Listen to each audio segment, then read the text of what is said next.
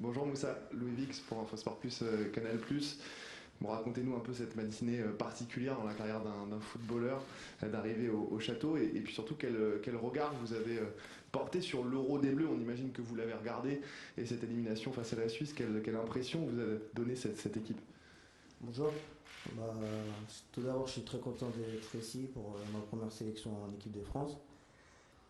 Par rapport à l'Euro, j'y étais pas. Forcément, après, on était tous déçus de l'élimination.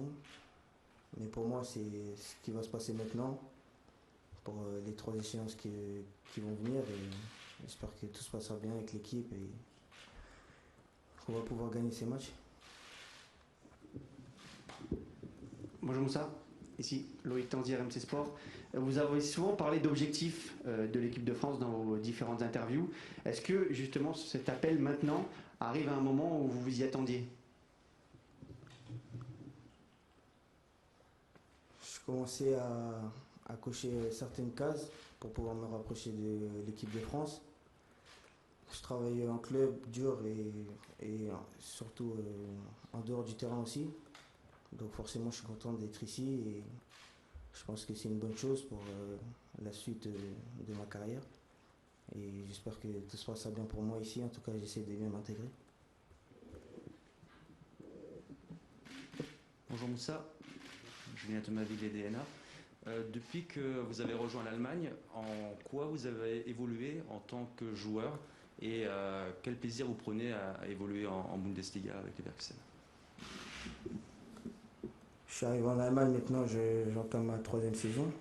Je suis très content d'être là-bas, dans un grand championnat, dans une grande équipe qui fait confiance aux jeunes, qui sait leur donner des responsabilités. Après, je pense que j'ai progressé au niveau de mon efficacité. Et je pense qu'au Bayer Leverkusen, j'ai beaucoup appris et je pense que ça m'a beaucoup aidé pour la suite.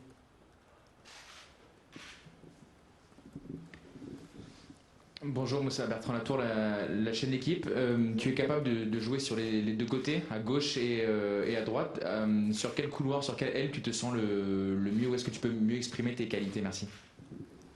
Bonjour, comme vous l'avez dit, je suis capable de jouer sur les deux côtés. Après, moi, j'ai pas de préférence.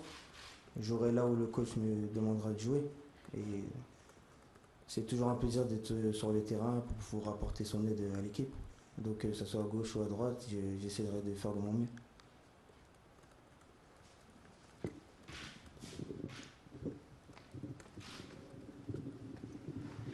Bonjour, Jérémy Moreau pour M6. Ce stage avec l'équipe de France, il y a beaucoup de déplacements, 3 matchs qui s'enchaînent. Est-ce que vous pensez que vous aurez assez le temps pour prouver aux sélectionneurs que vous avez votre place pour jouer en équipe de France? Et c'est vrai qu'il y a beaucoup de déplacements. On va jouer 3 matchs. Après, je ne sais pas si je vais avoir du temps de jeu ou pas. Ça, c'est le coach qui en décidera. En tout cas, moi, je me tiens prêt. J'ai travaillé pour ça. Donc, je vais me donner à fond et bien m'entraîner. Et surtout rester concentré. Moussa, bonjour. Arnaud Detout du Parisien. Quels étaient tes objectifs, tes rêves quand tu as démarré le football à l'Espérance Paris 19e, il y a quelques années maintenant? Mes objectifs, c'était d'un jour devenir footballeur professionnel. Après, en tant que professionnel, mes objectifs, c'est de jouer régulièrement la Ligue des Champions. C'était d'arriver en équipe de France, en équipe de France A. Donc forcément, je sais que tout n'est pas parfait encore, mais je pense qu'en travaillant dur et en restant à l'écoute, je pourrais devenir encore meilleur. Bonjour Moussa, Antoine Maignan pour l'agence France Presse. Tu as partagé le quotidien de Kylian Mbappé pendant quelques temps. Vous avez le même âge tous les deux. Bon, il a eu une ascension fulgurante qu'on connaît. Qu'est-ce que ça te fait de le retrouver aujourd'hui en équipe de France? Et est-ce que pour un jeune comme toi à 22 ans, c'est un peu un modèle de progression, d'explosion au plus haut niveau pour un jeune comme toi? Oui, j'ai joué avec Kylian au Paris Saint-Germain. C'est un joueur extraordinaire. Après, je pense que Kylian, je pense plus qu'il est considéré comme un jeune, vu que ce qu'il fait de bonnes choses sur le terrain. je pense que c'est plutôt à moi de prendre exemple sur lui, de lui demander quelques conseils pour pouvoir faire de moi-même, du mieux de moi-même, pardon, pour faire de bonnes choses et d'essayer à faire les mêmes choses que Kylian. Quand il est venu pour la première fois, je pense que ça n'a pas été facile pour lui aussi. Et après, je pense que en lui demandant quelques conseils, tout peut bien se passer pour moi. Bonjour Moussa, Philippe Sansfourche pour RTL. Pour aller un petit peu plus loin sur ce thème, justement, on sait que des débuts réussis en sélection, c'est avant tout le terrain, mais c'est aussi l'intégration dans la vie de groupe, une façon de se comporter avec les autres, d'être tout de suite à son aise. Est-ce que c'est quelque chose à laquelle tu te prépares? Et justement, à part l'exemple que tu viens de donner, est-ce qu'il y a des joueurs vers lesquels tu penses aller naturellement pour que les choses se fassent du mieux possible et le plus rapidement possible? Oui, pour l'intégration, j'ai côtoyé quelques joueurs qui sont dans le groupe, donc je pense que c'est plus facile de s'intégrer quand on connaît quelques personnes. Ils vont pouvoir m'accompagner, me dire comment ça se passe ici, comment il faut faire, comment il faut se comporter. Et je pense que pour le moment ça se passe bien, je viens d'arriver, on a eu des bons moments ensemble. Ils m'ont expliqué un peu comment ça se passait, comment il fallait faire, comment il fallait se comporter pour pouvoir être à l'aise. Une autre question pour Moussa? Oui.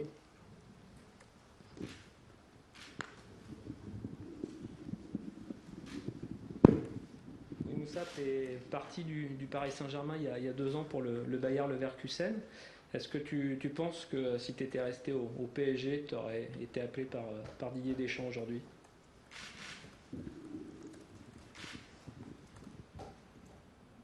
C'est vrai, j'ai quitté Paris Saint-Germain.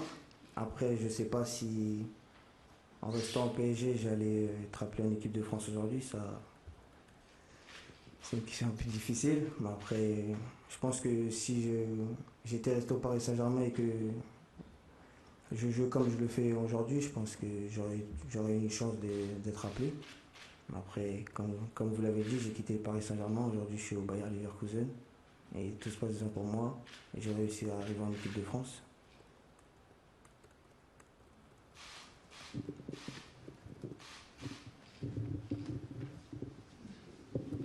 Moussa, est-ce que depuis que vous êtes arrivé au château, vous avez parlé avec Kylian Mbappé et si oui, est-ce que vous l'avez senti ressentir quelque chose de particulier par rapport à son avenir ou pas? Oui, j'ai parlé avec Kylian, mais on a parlé il m'a juste félicité pour ma première sélection. Après on a mangé, on a rigolé ensemble, mais on n'a pas parlé de son avenir. Je pense que sa situation, ça le regarde lui. J'ai rien à dire sur ça.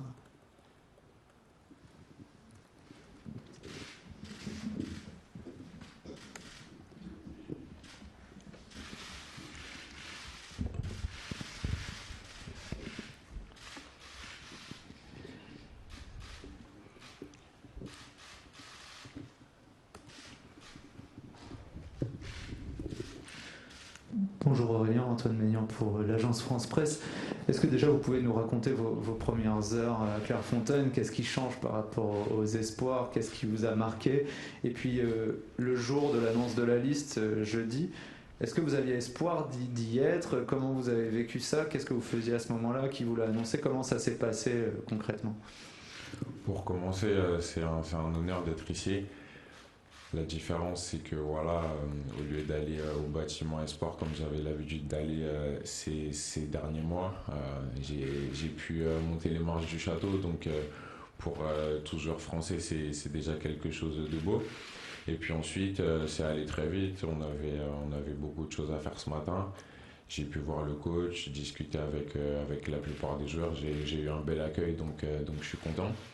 Et ensuite, pour l'annonce de la liste, j'attendais la liste forcément avec un peu d'impatience. J'essayais de faire des prestations en club qui me permettent d'être attentif à cette liste-là.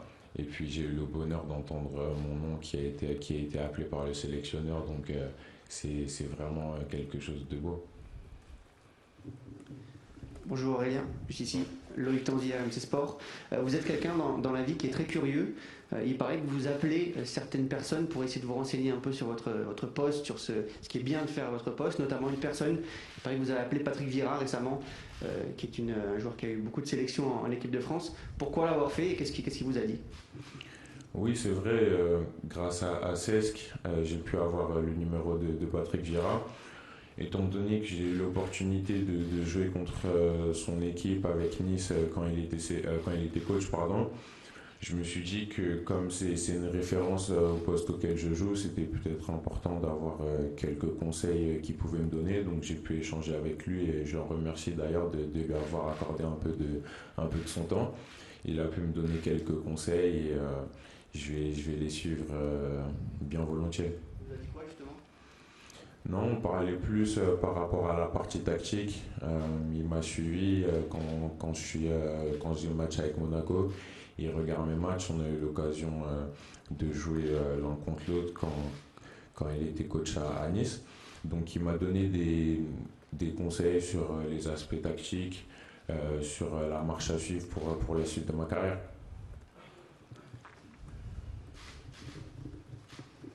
Justement, sur le plan tactique, bonjour, Louis Vix, Sport Plus, Canal+, pardon. Depuis votre arrivée à Monaco, vous avez franchi 2 voire 3 paliers.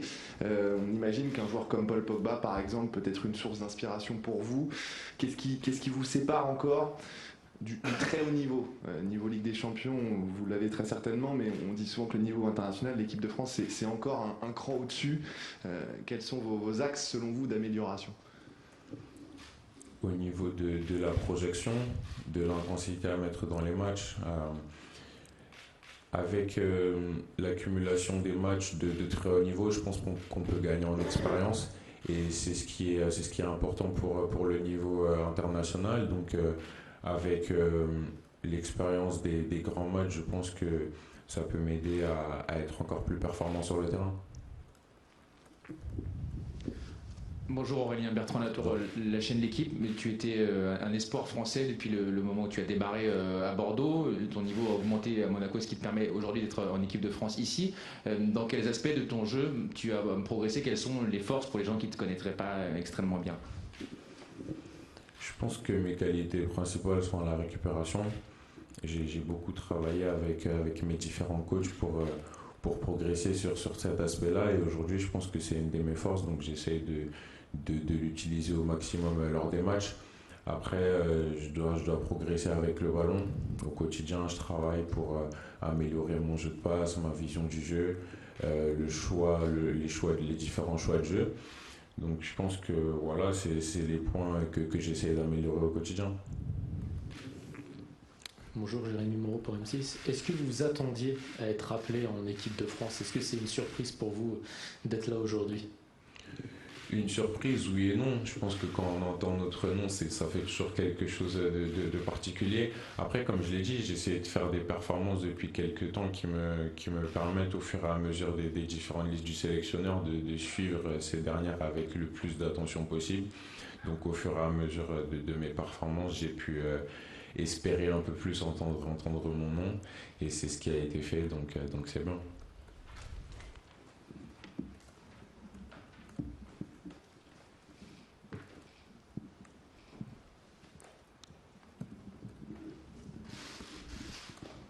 Bonjour Aurélien, Julien Thomasville, les DNA. Ça a été assez contrasté ces derniers jours pour vous, je l'imagine, avec la déception par rapport au barrage de C1, puis la joie d'être appelé. Est-ce que justement ça vous a permis un petit peu de passer à autre chose, de vite zapper ce que vous avez connu en club avec Monaco face au Shakhtar? C'est sûr qu'après la déception de l'élimination en Ligue des Champions, ça a été une bonne nouvelle qui a suivi le lendemain. On va dire que ça m'a permis de voilà, compenser un petit peu la déception.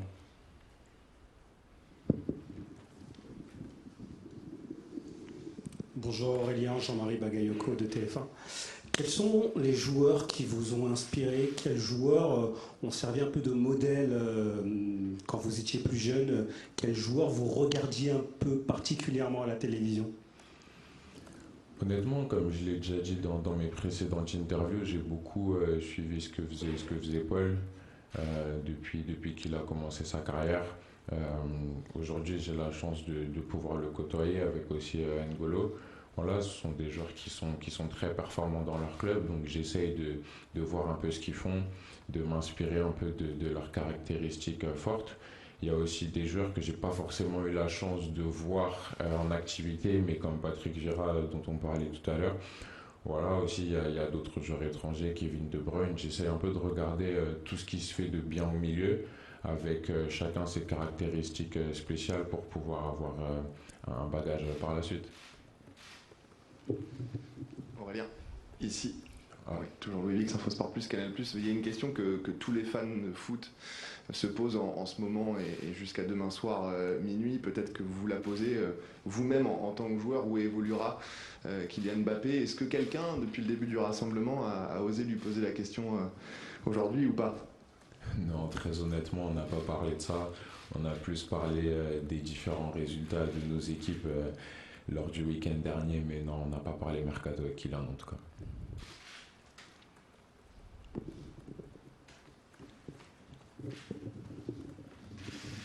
Bonjour Aurélien, Philippe Sansfourche pour RTL. Vous faisiez partie des joueurs qui auraient pu légitimement participer au JO. On sait que beaucoup de clubs s'y sont opposés et vous, le vôtre également. Est-ce qu'aujourd'hui c'est quelque chose qui est digéré? Est-ce que le fait d'être appelé aujourd'hui vient remplacer un petit peu ce manque? Et globalement, quel est votre rapport à l'équipe de France et au maillot? L'équipe de France, c'est toujours quelque chose de spécial. J'ai eu la chance de faire toutes les catégories de jeunes, donc de U16 jusqu'en espoir. Aujourd'hui, j'ai la chance d'être en A.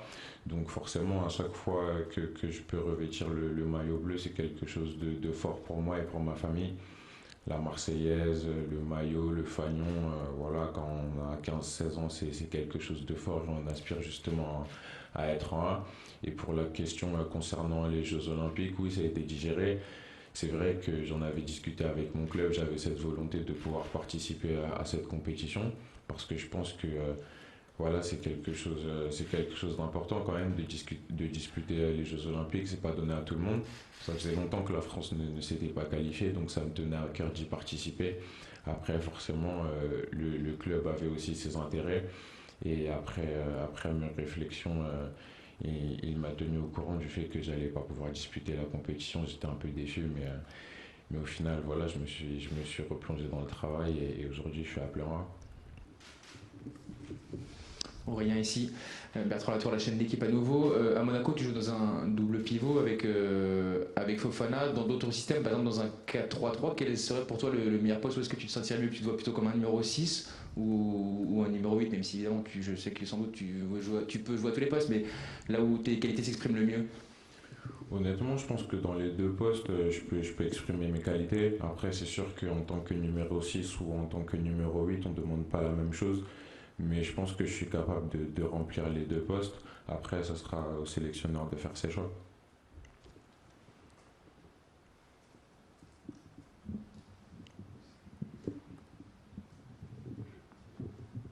Oui, Aurélien, vous parliez avant de N'Golo, de Paul, des joueurs que vous regardiez, que vous admiriez. Est-ce que vous vous sentez armé justement pour les concurrencer aujourd'hui en équipe de France?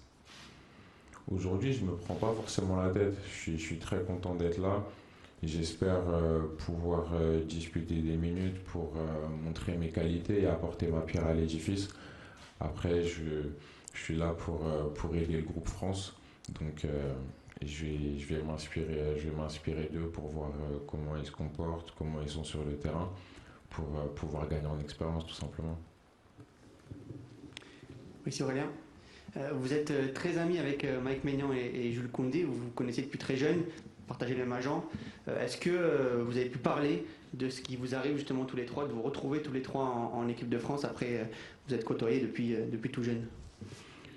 Oui, c'est comme un rêve. Hein. Mike Maignan, je l'ai connu un peu plus tard, mais Jules, on a fait le centre de formation ensemble, donc je ne sais pas si on se posait la question d'être en équipe de France ensemble quand on était au centre, mais aujourd'hui c'est quelque chose qui est fait, donc on est vraiment content, on en rigole souvent, et donc on est vraiment heureux d'être ici tous les deux.